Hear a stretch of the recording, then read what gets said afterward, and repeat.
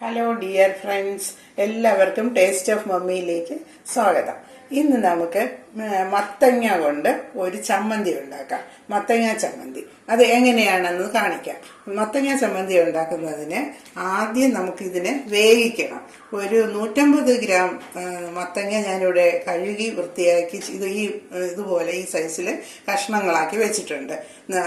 5 ചെറിയ പച്ചമുളക്, ഒരു നെല്ലിക്ക വലുപ്പത്തിന് പുളി, പാളംപുളി, ഇത് ഇത്രയും ആദ്യം എടുത്തിട്ട് ഈ മത്തങ്ങ കഷ്ണങ്ങൾ ഒരു പാത്രം എടുത്ത് ഇതിലേക്ക്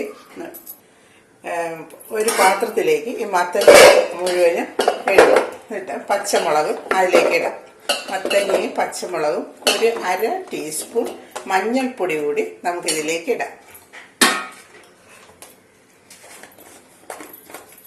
1/2 ടീസ്പൂൺ മഞ്ഞൾപ്പൊടി കൂടി ഞാനിതിലേക്ക് ഇട്ടിട്ടുണ്ട്. ഇനി ഇതില് ഒരു 1/2 ഗ്ലാസ് വെള്ളം ഒഴിക്കണം. ഏതാണ്ട് നികന്ന് നിൽക്കുന്ന വിധത്തിൽ 1/2 ഗ്ലാസ് വെള്ളം ഒഴിക്കണം. എന്നിട്ട് ഇത് അടുപ്പത്ത് വെച്ച് ഈ വാളംപുളി വെള്ളത്തിൽ കുതിർത്ത് മത്തങ്ങ കഷ്ണങ്ങളിലോട്ട് ഒഴിച്ചു കൊടുക്കും. എന്നിട്ട് ഇത് അടുപ്പ് കത്തിച്ച് നമുക്കിത് വേവിക്കാം. പുളി ഒഴിച്ച് നമുക്കിത് വേവിക്കാം. ഇതുപോലെ നികന്ന് വെള്ളം തീരെ വെള്ളമാകാൻ പാടില്ല, കുറച്ച് വെള്ളം, അത് വേകാൻ ആവശ്യത്തിനുള്ള വെള്ളം മതി. കഷ്ണങ്ങളിൽ താഴ്ന്നു നിൽക്കണം വെള്ളം. ആ രീതിയിൽ വെള്ളം ഒഴിച്ചിട്ട് നമുക്ക് അടുപ്പ് കത്തിച്ച് കൊടുക്കാം. ഈ കഷ്ണങ്ങൾ വേകുന്ന സമയത്ത് നമുക്ക് അതിന് മറ്റ് ചേരുവകൾ വറുത്തെടുക്കാം. കഷ്ണങ്ങൾ വേകുന്നതിന് ആവശ്യമുള്ള ഉപ്പിട്ട് കൊടുക്കാം.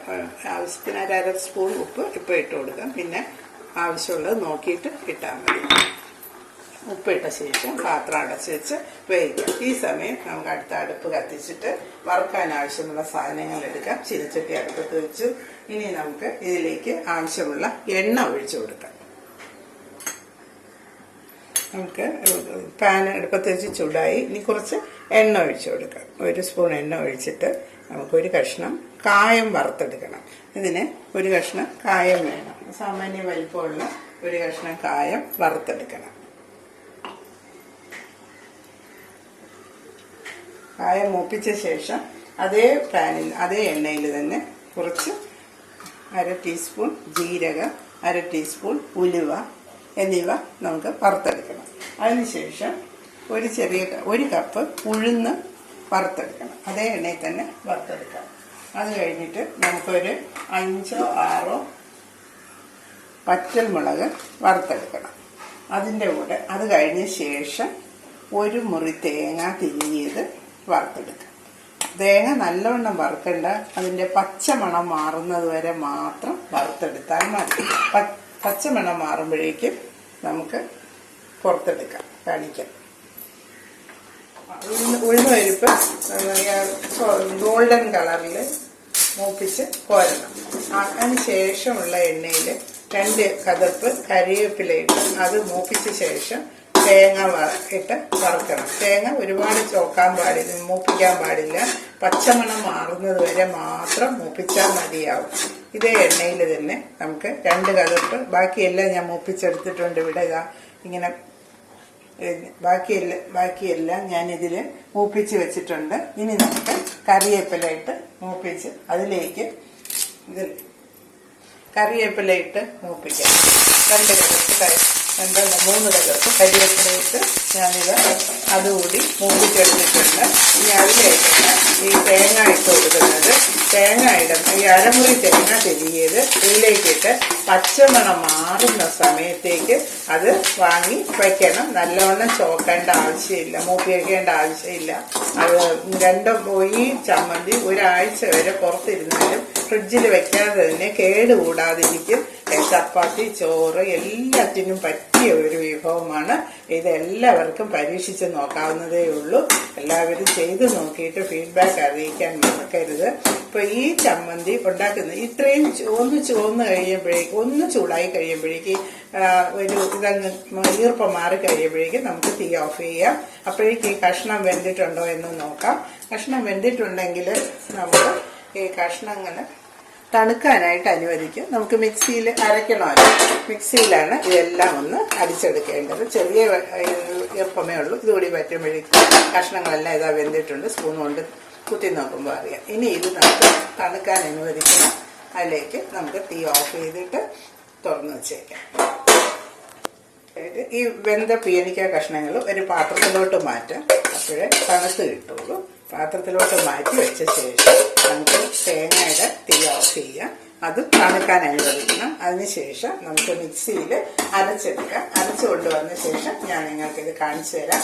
അരയ്ക്കുന്നതിന് മുമ്പായിട്ട് നിങ്ങൾ ആദ്യമായിട്ട് ചെയ്യേണ്ടത് എല്ലാ വറുത്ത സാധനങ്ങളും പൊടിച്ചെടുക്കണം.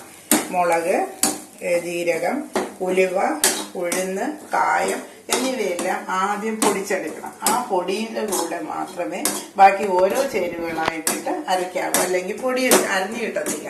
അത് ഈ വറുത്ത് വെച്ച ധാന്യങ്ങളെല്ലാം പൊടിച്ചെടുക്കണം. അതിനുശേഷം ഈ തേങ്ങ ഇട്ട് അരയ്ക്കണം. അതിൻ്റെ കൂട്ടത്തിൽ വേണം മത്തങ്ങ കൂടി അരച്ച് ചേർക്കാം. അങ്ങനെ മത്തങ്ങ ചമ്മന്തി റെഡിയാക്കി എടുക്കാം. ഞാനിത് അരച്ചുകൊണ്ട് വന്നിട്ട് നിങ്ങളെ കാണിക്കാം. തേങ്ങയ്ക്ക് ആവശ്യത്തിന് മൂപ്പായി ചോക്കേണ്ട ആവശ്യമില്ല. ഇതുപോലെ ചെറുതായിട്ട് ഈർപ്പം വാഴിയാൽ മാത്രം മതി. ഞാൻ തീ ഓഫ് ചെയ്തു. ഇതിനെയും നമുക്ക് ഒരു പാത്രത്തിലോട്ട് മാറ്റാം. തണുക്കാനായിട്ട് അനുവദിക്കാം. ഈ പാത്രത്തിലോട്ട് ഞാനിതാ മാറ്റി വെക്കുകയാണ്. ഇതിനെ നമുക്ക് തണുക്കാൻ അനുവദിക്കാം.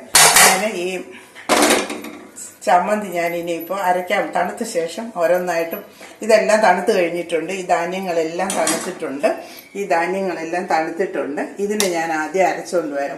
പൊടിച്ച ശേഷം അതിൻ്റെ മീതെ അതേ ബൗളിൽ തന്നെ ഇച്ചിരി വലിയ ബൗൾ എടുത്തിട്ട് അതേ ബൗളിൽ തന്നെ ഈ പീര വറുത്തത് ഇട്ട് അരയ്ക്കണം. അതിൻ്റെ മീതെ വേണം ഈ മത്തങ്ങ ഇട്ട് അരയ്ക്കാനായിട്ട്. ഞാൻ അരച്ചുകൊണ്ട് വന്നിട്ട് കാണിക്കാം. അരയ്ക്കുന്ന സമയത്ത് ഉപ്പ് നോക്കിയ ശേഷം വേണമെങ്കിൽ ആവശ്യത്തിന് കുറച്ച് ഉപ്പ് കൂടി ചേർക്കാൻ മറക്കരുത്. ഞാൻ ഇതിലെ കഷ്ണങ്ങളിൽ ആവശ്യമുള്ള ഉപ്പ് ചേർത്തിട്ടുണ്ട്. ഇനി വന്നിട്ട് പൊടിക്കുന്ന സാധനങ്ങളെല്ലാം ഞാൻ ഈ ചെറിയ ബൗളിൽ പൊടിച്ചെടുത്തിട്ടുണ്ട്. അത് ഈ വലിയ ബൗളിലോട്ട് ഇട്ട് കൊടുക്കണം. എല്ലാ സാധനവും മുഴുവനായിട്ട് ഇതിൽ ഒരേ ബൗളിൽ തന്നെ അരച്ചെടുത്താൽ നല്ല ടേസ്റ്റ് ആയിട്ടിരിക്കും. അമ്മിക്കല്ലുള്ളവർക്ക് അമ്മിക്കല്ല് വെച്ച് പൊടിച്ചും അരച്ചും എടുക്കാം. ഇനി ഇത് നല്ലവണ്ണം ഇതിലോട്ട് മുഴുവനായിട്ട് ഇട്ട് കൊടുക്കണം. ഈ പൊടികളെല്ലാം ഇതിലിട്ടിട്ട് വലിയ ബൗളിലോട്ട് ഇട്ട് കൊടുത്ത ശേഷം അതിലേക്ക് വറുത്ത് വെച്ചിരിക്കുന്ന തേങ്ങാപ്പീര ഇട്ട് കൊടുക്കാം.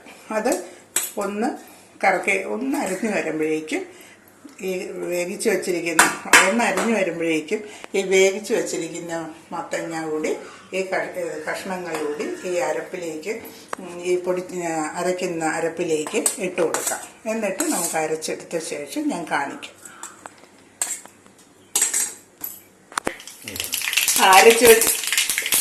ഞാനിവിടെ ഇത് അരച്ച് വെച്ചിട്ടുണ്ട്. ഇനി നമുക്കിത് കടുക് താളിച്ച് എടുക്കാം. കടുക് താളിക്കുന്നതിന് 1 സ്പൂൺ എണ്ണ അടുപ്പത്തൊഴിച്ച് 1/2 സ്പൂൺ കടുക് ഇട്ട് കൊടുത്തിട്ടുണ്ട്. ഇനി കടുക് പൊട്ടിയ ശേഷം ഈ കഷ്ണം അരച്ചു കൊണ്ടുവന്ന ചമ്മന്തി ഇതിലേക്ക് ഇട്ട് കൊടുക്കാം. ഇത്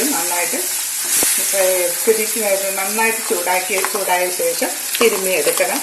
നന്നായിട്ട് ചൂടായ ശേഷം ഇതിൽ നമുക്ക് മിക്സ് ചെയ്തെടുത്ത ശേഷം നമുക്കിത് സൂക്ഷിച്ച് വയ്ക്കാം. ഒരാഴ്ചയോളം കേടുകൂടാതിരിക്കും.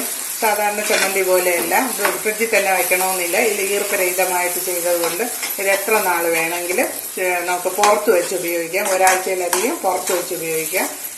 നിങ്ങൾക്ക് ആവശ്യമുണ്ടെങ്കിൽ ഉപ്പ് കൂടെ ചേർത്ത് കൊടുക്കാം. ഞാനിതിന് ആവശ്യത്തിന് ഉപ്പ് ചേർത്ത് കഴിഞ്ഞു. ഇതൊന്ന് ചൂടാകുമ്പോൾ നമുക്ക് വാങ്ങിയെടുക്കാം. ഇന്നത്തെ ടിപ്പ്, നമുക്ക് കറികൾക്ക് കൊഴുപ്പ് കിട്ടാൻ തക്കാളി ഇല്ലെങ്കിൽ തേങ്ങ തിരുമ്മി നല്ല വെണ്ണ പോലെ അരച്ച് അത് കറികളിൽ ചേർത്ത് കൊടുത്താൽ കറികൾക്ക് നല്ല കൊഴുപ്പ് കിട്ടും. ഇനി ഇത് നമുക്ക് വാങ്ങി വെച്ച് ഉപയോഗിക്കാം. ഇത് വളരെ ടേസ്റ്റി ആയിട്ടുള്ള, വളരെ ഹെൽത്തി ആയിട്ടുള്ള നല്ല ഒരു വിഭവമാണ്. അധികം എണ്ണയൊന്നും വേണ്ട. നമുക്ക് തേങ്ങ തന്നെ തേങ്ങയിലുള്ള എണ്ണ തന്നെ ധാരാളം. ഇനി നമുക്കിതിനെ ഒരു പാത്രത്തിലോട്ട് മാറ്റാം. പാത്രത്തിലോട്ട് മാറ്റിയ ശേഷം ഇത് നമുക്ക് അടച്ചു വെച്ച് ഉപയോഗിക്കാം.